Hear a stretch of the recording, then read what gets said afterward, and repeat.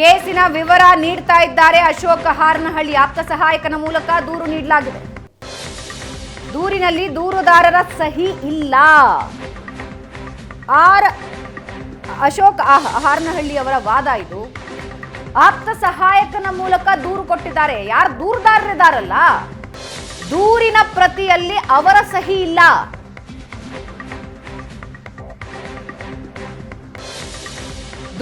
ದೂರಿನಲ್ಲಿ ದೂರುದಾರರ ಸಹಿಯೇ ಇಲ್ಲ.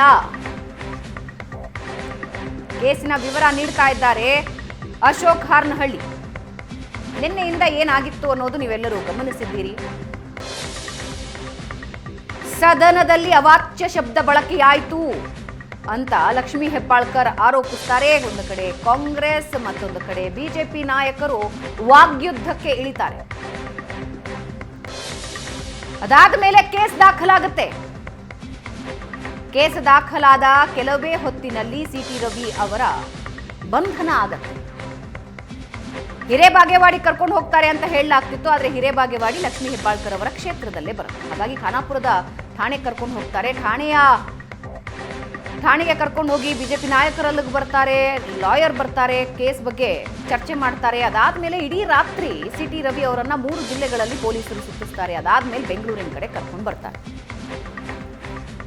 ಈಗ ನ್ಯಾಯಾಲಯದ ಮುಂದೆ ಪ್ರಕರಣ ಬಂದಿದ್ದು ವಿಚಾರಣೆ ಆರಂಭಿಸಿದೆ ನ್ಯಾಯಾಲಯ. ಕೆಲವು ದಾಖಲೆಗಳನ್ನ ನ್ಯಾಯಮೂರ್ತಿಗಳು ಕೇಳ್ತಾ ಇದ್ದಾರೆ. ಸರ್ಟಿಫೈಡ್ ಕಾಪಿ ಕೇಳ್ತಾರೆ.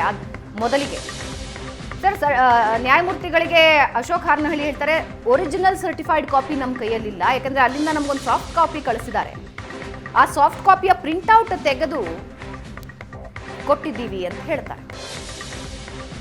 ಅಷ್ಟರಲ್ಲಿ ಶ್ಯಾಮ್ ಸುಂದರ್ ಹೇಳ್ತಾರೆ, ಆಕ್ಷೇಪಣೆ ಸಲ್ಲಿಸೋದಕ್ಕೆ ನಮ್ಗೆ ಸ್ವಲ್ಪ ಟೈಮ್ ಕೊಡಿ.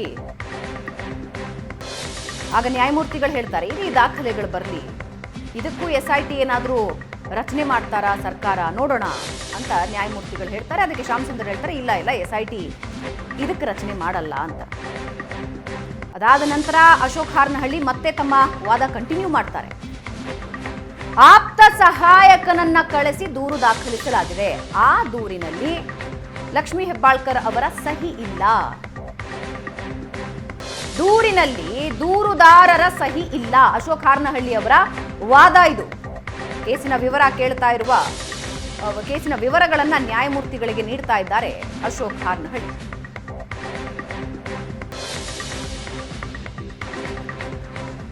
ಸಿಟಿ ರವಿ ಬೆಂಗಳೂರು ತಲುಪಬೇಕಾಗಿದೆ.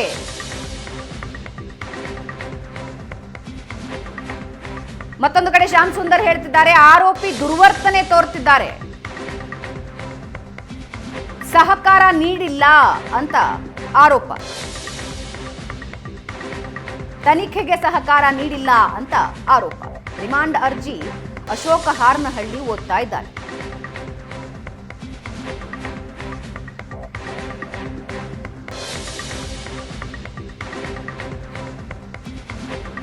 ಮತ್ತೊಂದು ಕಡೆ ಕೆಪಿಸಿಸಿ ಕಚೇರಿಯಲ್ಲಿ ಕಾಂಗ್ರೆಸ್ ಕಾರ್ಯಕರ್ತರು ಪ್ರತಿಭಟನೆ ಮಾಡ್ತಾ ಇದ್ರು. ಮತ್ತೊಂದು ಕಡೆ ಬಿಜೆಪಿ ಕಾರ್ಯಕರ್ತರು ಪ್ರತಿಭಟನೆಗೆ ಬಂದ್ರು. ಈಗ ಅವರೆಲ್ಲರನ್ನ ವಶಕ್ಕೆ ಪಡೆದಿದ್ದನ್ನ ನೀವು ನೋಡಿದ್ರಿ.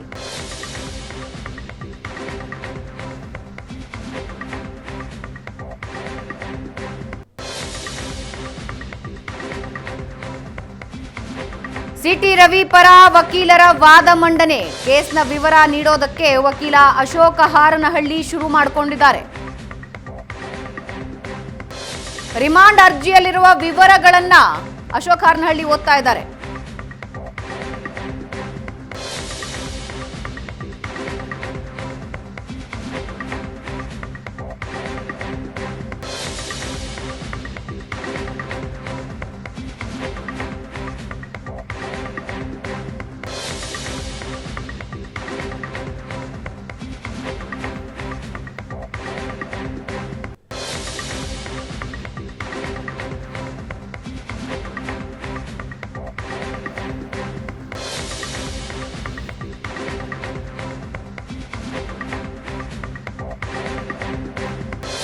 ಪ್ರಕರಣದಲ್ಲಿ ತನಿಖೆ ಮಾಡುವ ಅಗತ್ಯ ಇದೆ, ಹೀಗಾಗಿ ಬಂಧಿಸಲಾಗಿದೆ ಅಂತ ಮೆಮೋದಲ್ಲಿದೆ.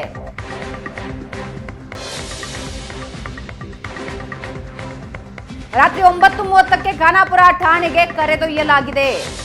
ಬಳಿಕ ಅರೆಸ್ಟ್ ಮಾಡಲಾಗಿದೆ ಅಂತ ತಿಳಿಸಲಾಗಿದೆ.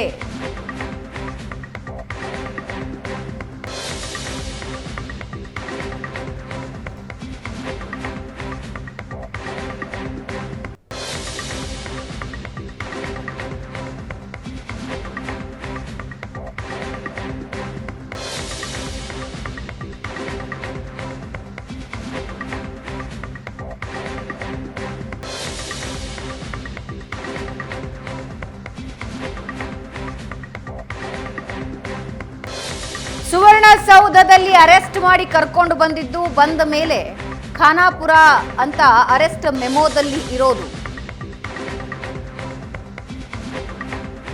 ಈ ಎಲ್ಲ ವಿವರಗಳನ್ನ ನ್ಯಾಯಮೂರ್ತಿಗಳಿಗೆ ನೀಡಲಾಗ್ತಾ ಇದೆ.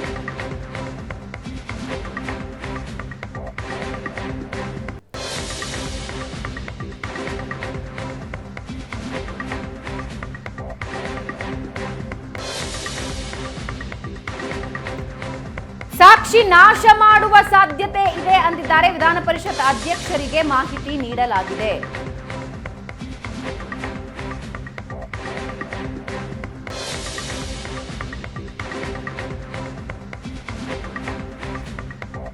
ಏನೇನು ಆಗಿದೆ, ಏನೇನು ಪೊಲೀಸರು ದಾಖಲಿಸಿಕೊಂಡಿದ್ದಾರೆ ಅದರ ವಿವರಗಳನ್ನ ನ್ಯಾಯಮೂರ್ತಿಗಳಿಗೆ ನೀಡ್ತಾ ಇದ್ದಾರೆ.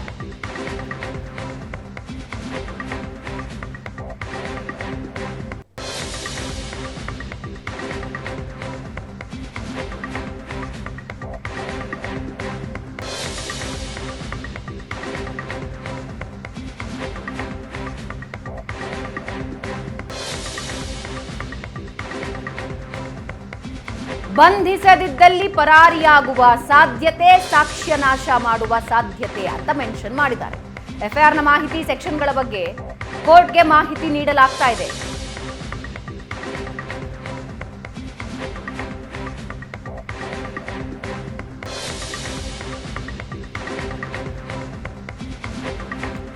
ಅರೆಸ್ಟ್ ಮೆಮೊ ಓದ್ತಾ ಇದ್ದಾರೆ ಸಿಟಿ ರವಿ ಪರ ವಕೀಲ ಅಶೋಕ್ ಹಾರ್ನಹಳ್ಳಿ.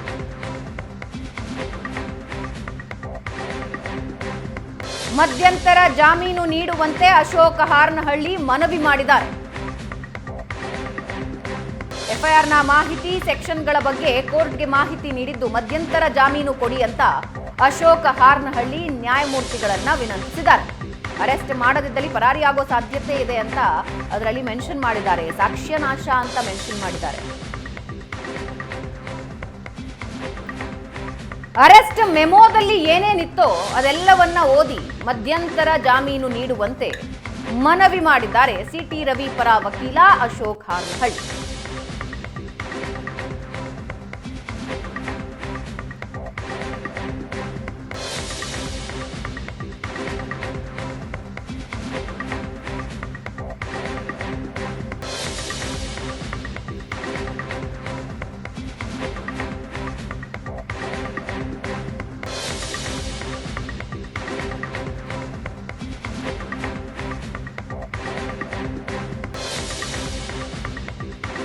ಒಂದು ಕಡೆ ಪ್ರೊಟೆಸ್ಟ್ ನೋಡ್ತಾ ಇದ್ದೀರಾ, ಮತ್ತೊಂದು ಕಡೆ ನ್ಯಾಯಾಲಯದಲ್ಲಿ ಅರ್ಜಿ ವಿಚಾರಣೆ ನಡೀತಾ ಇದೆ. ಕೆಪಿಸಿಸಿ ಕಚೇರಿಯ ಮುಂಭಾಗದಲ್ಲಿ ಕಾಂಗ್ರೆಸ್ ಕಾರ್ಯಕರ್ತರ ಪ್ರೊಟೆಸ್ಟ್ ಇದು, ಮತ್ತೊಂದು ಕಡೆ ಬಿಜೆಪಿ ಕಾರ್ಯಕರ್ತರು ಪ್ರೊಟೆಸ್ಟ್ ಮಾಡ್ತಾ ಇದ್ದಾರೆ. ಈ ಎಲ್ಲದರ ನಡುವೆ ಅರೆಸ್ಟ್ ಮೆಮೊ ಓದಿದ ನಂತರ ಮಾಹಿತಿಯನ್ನ ನೀಡಿ ಮಧ್ಯಂತರ ಜಾಮೀನು ನೀಡಿ ಅಂತ ನ್ಯಾಯಮೂರ್ತಿಗಳಲ್ಲಿ ವಿನಂತಿಸಿಕೊಂಡಿದ್ದಾರೆ. ಇದು ಸಂವಿಧಾನಾತ್ಮಕ ವಿಚಾರ.